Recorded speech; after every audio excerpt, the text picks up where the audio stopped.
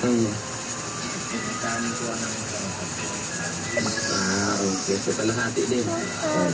Siyempre, lulutuin pa yan, puyat. So, ganun talaga ang negosyo. May pagkain pa, almusal nila. Or tanghalian nila kung anong gusto lang. Ito na lang nabawag sa pagbenta. So, yun po ang kanilang hanap buhay. Yung puro malakas na yun kasi pasok ka na. Dumadaan ng mga estudyante. Oo. So, yun. Ready na pala yung mga mais doon. So, anong ulam niya kanina natin? Hotdog. Yung mga almusal. Babaunin niya para kailan ba ang pasukan ng college? Epics only.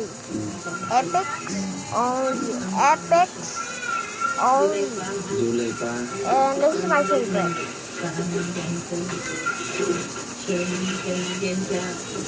Sigurado mo siya. So, anong course na nga doon?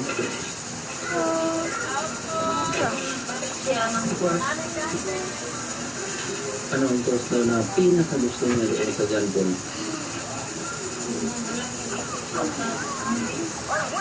IT. Where did I use that? Oh. Gusto niyo mag-IT? Maganda naman ang IT, lalo na sa panahon ngayon, andi yung mga home base na lang.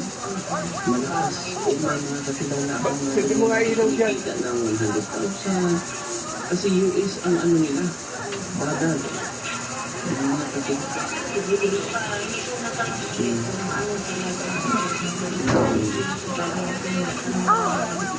Water.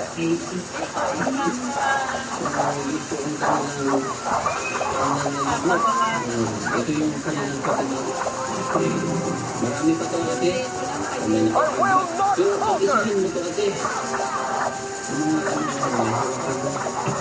Kasi bakit pa yun. Like this. I will not falter. Kaya nandito si Paris France. Ayan si Paris France. May additional tayong pinagawa ng sponsor dito sa TV. So, yun na. Kung ito yung gagawin, kung paano ay maganda naman tingnan. Hindi pa yan, may ano pa yan dito. Roller. Kasama pilating. Okay. Dudugtungan pa yan sa lamin sa baba. Para bongga. Bili na kayo ng mga kapatid. Ng mga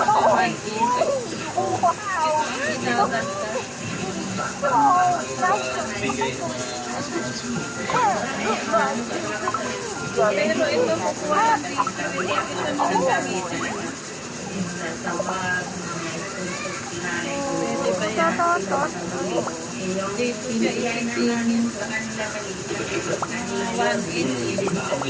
Hindi kayo mapangit sa ano? Ganyan lang. So, yung zipper niya. maganda yung first Pwede ba?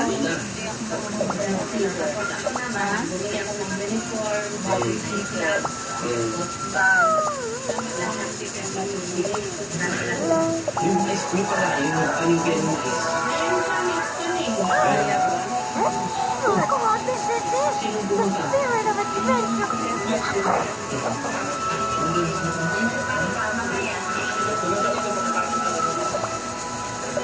Bakit excuse me ka? Yes. Puntahan natin. Sa pagtanim niyo ng may matutuwa na yung may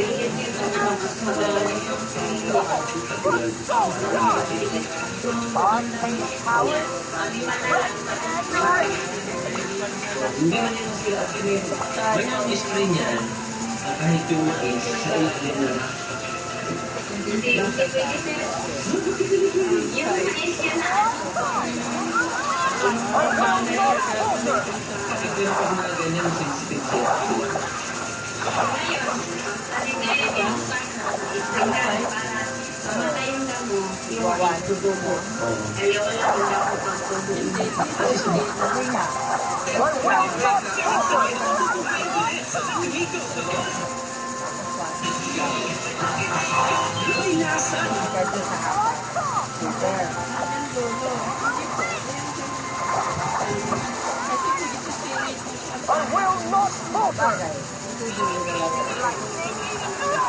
Oo.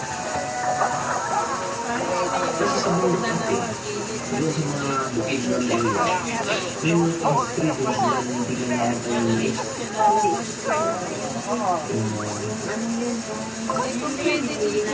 Ano, aktor, siguro,